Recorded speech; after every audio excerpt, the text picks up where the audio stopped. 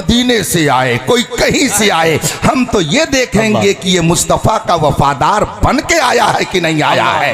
अगर मुस्तफ़ा का वफादार है तो वो दुनिया के किसी गोशे में है, वो हमारा है। और अगर मुस्तफ़ा का वफादार नहीं है तो वो चाहे मक्की हो, चाहे मदनी हो, चाहे हिजाजी हो, चाहे अरबी हो। इसीलिए मेरे मुर्शिदे गिरामी आकाए नेमत हुजूर ताजुश शरिया फरमाते हैं, नबी से जो हो बेगाना उसे दिल से जुदा कर दो, पिदर मादर बिरादर जानो माल उन पर फिदा कर दो। खुदा की मार्फत के लिए दरबारे मुस्तफ़ा में जाना पड़ेगा। बुलाइए दुनिया भर के तमाम कलमा पढ़ने वालों को और उनसे कह दीजिए कि ज़रा तुम ये कहो कि हम अल्लाह को भी मानते हैं, सारी आसमानी किताबों को भी मानते हैं, हज़रत आदम से लेकर हज़रत ईसा अलैहिस्सलात व तस्लीम तक सारे नबियों को मानते हैं, हम सब मानते हैं। मगर मक्के में हज़रत आमिना के घर में हज़रत अब्दुल्लाह के नुत्फ़े पाक से रसूल करीम जो आखिरी नबी बन कर के आए, मैं उनको नहीं मानता।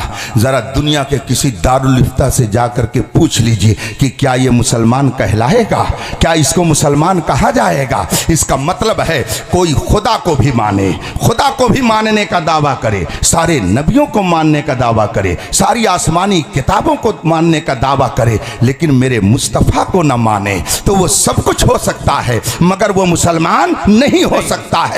इसीलिए तो इमाम अहमद रजा ने फरमाया है, ला व रब्बिल अर्श, जिसको जो मिला उनसे मिला, बढ़ती है कौनैन में नेमत रसूलुल्लाह की। ईमान से बढ़कर इस दुनिया में कोई नेमत नहीं है। ये नेमत भी अगर मिलेगी तो दरे मुस्तफ़ा से ही मिलेगी। तो खुदा की पहचान रसूल करीम है और रसूल पाक की कुदरत और इल्मे गैब की पहचान सैयदना शेख अब्दुल कादिर जिलानी है, गौसुस सकलैन है, नजीबुत तरफैन है, सैयदुल मलवैन है। उनको जो कहा जाए कम है, बल्कि सच्ची बात तो यह है कि हम में से कोई इस दर्जे का इस वक्त है ही नहीं कि जो मकाम गौसियत को कमा हक़हू समझ सके।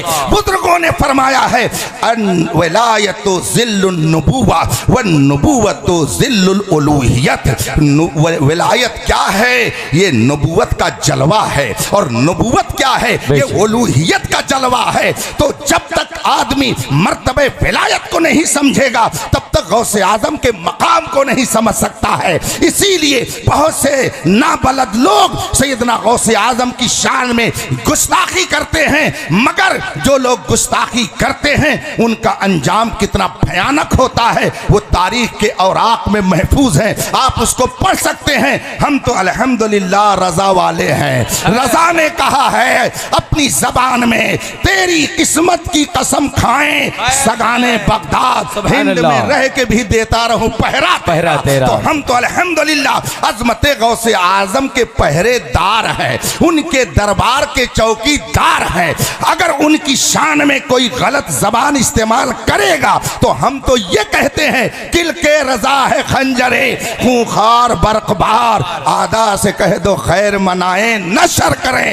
इसलिए कि गौसे आजम की सिर्फ और सिर्फ करामतों को हम नहीं बयान करते, गौसे आजम ने हमें मारिफते मुस्तफ़ा का जाम पिलाया है और गौसे आजम के जरिया हमने महबूबे कायनात की अजमत को पहचाना। बेशक बेशक हक़ है, ये सिलसिला है, हमारा अकीदा है।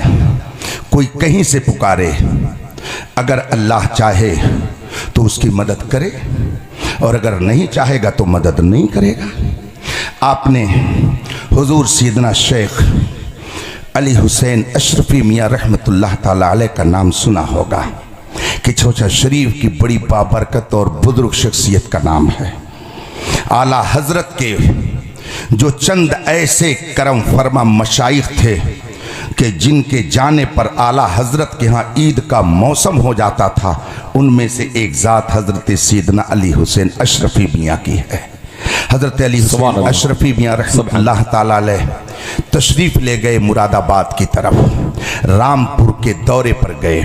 नवाब रामपुर को पता चला कि हजरत सैयदना अली हुसैन अशरफी मियाँ तशरीफ़ लाए हुए हैं। नवाब रामपुर ने अपने घर आने की दावत दी। हजरत ने उसकी दावत को कबूल कर लिया और फिर जब पहुंचे तो नवाबे रामपुर ने अपने तख्त पर बिठाया। गर्मी का मौसम था, उस जमाने में आज की तरह ये पंखे और ये कूलर और एसी का इंतज़ाम नहीं था। नवाबे रामपुर के खुद्दाम खुद पंखा हाथों से झलते थे और नवाब को हवा पहुंचाते थे। जब हज़रत सैयदना अली हुसैन अशरफी मियाँ रहमतुल्लाह ताला अलैह तख्त पर तशरीफ़ फरमा हुए तो नवाबे रामपुर ने खुद ही पीछे से पंखा झलना शुरू कर दिया। मजमा सामने मौजूद था। आज हमारा भी हाल बिगड़ गया, आपका भी हाल बिगड़ गया, पीर भी बिगड़ गए, मुरीद भी बिगड़ गए, इसीलिए मुआशरा बिगड़ गया है। पहले ज़माने में जब उलमा और मशाइख आते थे तो मुरीदीन उनके सामने अपनी ज़िंदगी के मसाइल रखते थे और वो शेख अपने मुरीदों को नमाज रोज़े के मसाइल बताते थे, ज़कात के मसाइल बताते थे। और अब हाल बिल्कुल उल्टा हो गया है। पीर आएगा, एसी रूम में बैठेगा, दावत तवाज़ो होगी, गपशप होगी, स्टेज पर आएगा और उसके बाद में तकरीर किया, दुआ किया, चला जाता है। बहुत सारे मुरीद भी कहते हैं क्या बताएं, पीर साहब से मुलाकात का मौका ही नहीं मिल पाता है, बात करने की फुर्सत ही नहीं रहती है। मगर पहले ऐसा नहीं था, बल्कि जब कोई शेख आबादी में आता, लोग इकट्ठा होते, वो शेख उनसे पूछता तो वो मसाइल बताते थे, लोग अपने सवालात करते थे। हजरत सैयदना अली हुसैन अशरफी मियाँ स्टेज पे तशरीफ फरमा है, तख्त पे जलवागर हैं, और एक ने कहा कि अगर किसी को कुछ पूछना हो तो हजरत से पूछ सकता है। इतने में पीछे एक आदमी खड़ा था, उसने कहा मुझे आज अच्छा मौका मिल गया है, मेरे जहन में कुछ बातें हैं, मैं हजरत के सामने उसे रखना चाहता हूँ। इजाजत मिली, उसने सवाल शुरू किया और पहला सवाल उसने किया, हुजूर ये बताएं कि बंदा अगर दुआ करता है तो उसकी दुआ कौन कबूल करता है, उसकी दुआ कौन कबूल करता है। हजरत ने इरशाद फरमाया, ये भी कोई पूछने की बात है, हर मुसलमान ये जानता है कि अगर बंदा कोई दुआ करता है तो उसकी दुआ खुदा कबूल करता है, उसके अलावा कौन कबूल करता है, खुदा कबूल करता है। कहा हुजूर ये बात समझ में आ गई। अब दूसरा सवाल उसने किया, हुजूर ये बताइए कि उसको कहाँ से पुकारा जाए, उससे दुआ किस जगह बैठकर की जाए ताकि वो हमारी पुकार को सुन ले और उसका जवाब दे दे।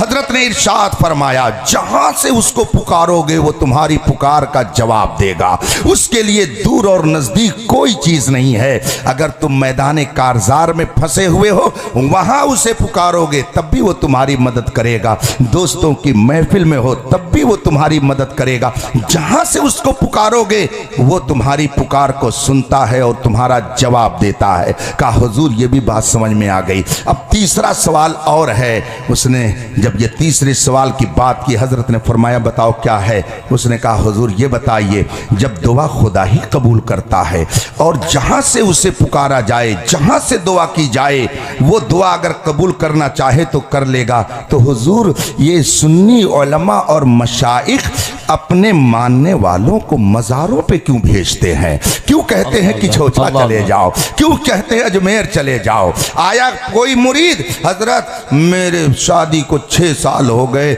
लेकिन अभी तक कोई बच्चा नहीं है। शेख कहता है कि जाओ मन्नत मानो बड़े पीर साहब की, तोशा शरीफ मान लो, और अगर अल्लाह तौफीक दे तो अजमेर मुअल्ला चले जाओ।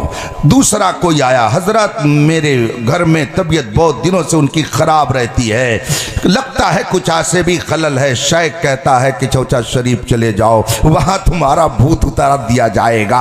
अब वो आदमी कहता है कि जब दुआ खुदा ही कबूल करता है और जहां से उसे पुकारा जाए वो दुआ को कबूल करना चाहे तो कर लेगा, तो आप लोग मज़ारों पे क्यों भेजते हैं? क्यों कहते हैं अजमेर चले जाओ? क्यों कहते हैं साबिर पिया कलियरी के यहाँ चले जाओ? क्यों कहते हैं कि छोटा चले जाओ? जब खुदा ही दुआ कबूल करता है तो मज़ारों पे क्यों भेजते हैं? वहां जाने की क्या जरूरत है? तीसरा सवाल जब उसने किया, हजरत ने फरमाया करीब आ जाओ, दूर होना थोड़ा करीब आ जाओ। अब वो जब करीब आया तो हजरत ने फरमाया बैठ जाओ। सामने वो बैठ गया, थोड़ी देर बैठा रहा। नवाबे रामपुर आहिस्ता आहिस्ता पंखा पंखा झल रहे हैं। चूंकि वो नवाब थे मगर वो दीनदार थे, इसलिए वो समझते थे कि एक बुजुर्ग का मकाम क्या होता है। आज तो हाल ये है कि अगर मस्जिद का मुतवल्ली पैसे वाला है तो सोचता है कि इमाम साहब पंखा झलना नहीं बल्कि मेरी जूती सीधी कर दे तो मेरी मोछ और भी जरा ऊंची हो जाएगी। अगर मदरसे का मैनेजर है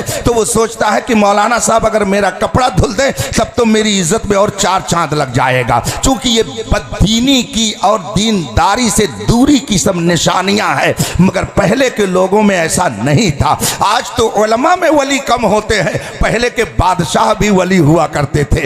हजरत शमसुद्दीन अल्तमश की तारीख उठा करके देख लीजिए, पता चल जाएगा। न जाने कितने उलमा मशाइख मौजूद हैं, मगर शेख ने यह शर्त लगा दी थी कि मेरे इंतकाल के बाद मेरी नमाज जनाजा वो पढ़ाएगा जिससे कभी तहज्जुद न छूटी हो। तो उलमा पीछे मौजूद है, मशाइख पीछे मौजूद है, कोई आगे बढ़ने के लिए नहीं जा रहा है। दुनियादार भी हैं, दीनदार भी हैं, मगर नमाज जनाजा पढ़ाने के लिए आगे कोई जा रहा है तो वक्त का बादशाह जा रहा है। इससे अंदाजा लगाइए कि उस जमाने के हुक्मरानों का दर्जा कैसा होता था। वो नवाब पंखा पीछे से झल रहा है, हजरत ने उसको बुला करके बैठा दिया। थोड़ी देर वो बैठा रहा, का अपनी जगह पे चले जाओ। वो चला गया। कुछ देर इधर उधर की बातें हुई। उसके बाद में हजरत अली हुसैन अशरफी मियाँ रहमतुल्लाह ताला अलैह ने फरमाया, वो सवाल करने वाला किधर गया? उसने कहा जी हुजूर मैं हाजिर हूँ। कहा यहाँ आकर के बैठ जाओ। कहा हुजूर एक बार बुला करके तो आपने बेइज्जत कर दिया कि बगैर जवाब दिए वापस कर दिया। हुजूर फिर बुलाना चाहते हैं? कहा नहीं नहीं, आओ करीब आओ। अब जब दोबारा वो करीब आया तो हजरत ने उससे पूछा, ये बताओ कि तुम यहाँ जब बैठे आकर के अभी इससे पहले तो तुम्हें पंखे की हवा लग रही थी कि नहीं लग रही थी? उसने कहा जी हुजूर पंखे की हवा लग रही थी। कहा जब मैंने तुमको यहाँ से वहाँ भेज दिया तो पंखे की हवा तुम तक जा रही थी कि नहीं जा रही थी? कहा नहीं हुजूर नहीं जा रही थी, वहाँ पंखे की हवा मुझे नहीं मिल रही थी, मैं यहाँ था तो मुझे पंखे की हवा लग रही थी। हजरत ने फिर नवाब रामपुर से पूछा, नवाब साहब ये बताइए कि आप पंखे की हवा मुझे दे रहे हैं कि इसे दे रहे हैं? ये पंखे की हवा आप मेरे लिए इस्तेमाल कर रहे हैं कि इसके लिए कर रहे हैं? नवाब रामपुर ने कहा हजरत इसकी क्या हैसियत है कि मैं इसको पंखे झलूं, इसकी क्या हैसियत है कि मैं इसको हवा दूं, इसकी क्या हैसियत है कि मैं इसके सामने खड़े होकर के पंखे झलूं? इस जैसे तो न जाने कितने नौकर चाकर खुद ही यहाँ मौजूद हैं। हजरत अली हुसैन अशरफी मियाँ रहमतुल्लाह ताला अलैह ने उस साइल से फरमाया, सुन देख तू दूर था मुझसे तो तुझको पंखे की हवा नहीं मिल रही थी, मेरे करीब आया जबकि पंखा तुम्हारे लिए नहीं झला जा रहा था। नवाबे रामपुर पंखा मुझे झल रहा था मगर तुम मेरे करीब बैठ गए तो देखो नवाब की हवा तुमको भी मिल गई। इसका मतलब यह है कि नवाब अगरचे तुम्हें पंखे की हवा नहीं देना चाहता, लेकिन जिसको वो दे रहा है अगर तुम उसके करीब चले जाओगे तो तुम्हें भी फैज मिल जाएगा।